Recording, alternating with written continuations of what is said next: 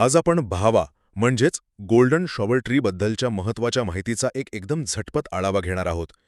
तुम्ही उन्हाळ्यात रस्त्यांवर पिवळ्या फुलांची उधळण करणारं ते सुंदर झाड नक्कीच पाहिलं असेल.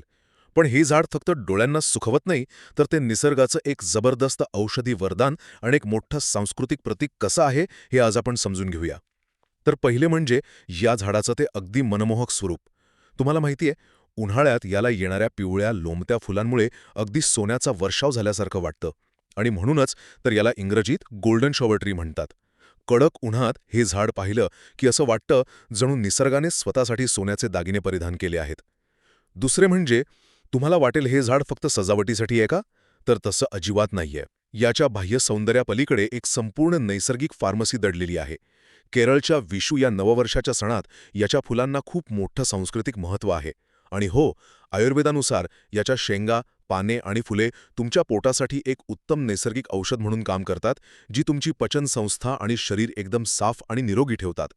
आणि शेवटी या झाडाचा तो भन्नाट चिवटपणा, अत्यंत कमी पाणी आणि कडक उन्हातही हे झाड अगदी दिमाखात उभं राहतं.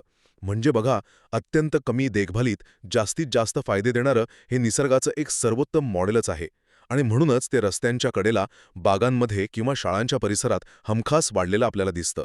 थोडक्यात सांगायचं तर, बहावा हे निसर्गाने दिलेलं असं एक खरं सोनं आहे, जे फक्त तुमच्या डोळ्यांनाच आनंद देत नाही, तर तुमच्या शरीराला आतून निरोगी ठेवण्याचं अमूल्य कामही करतं.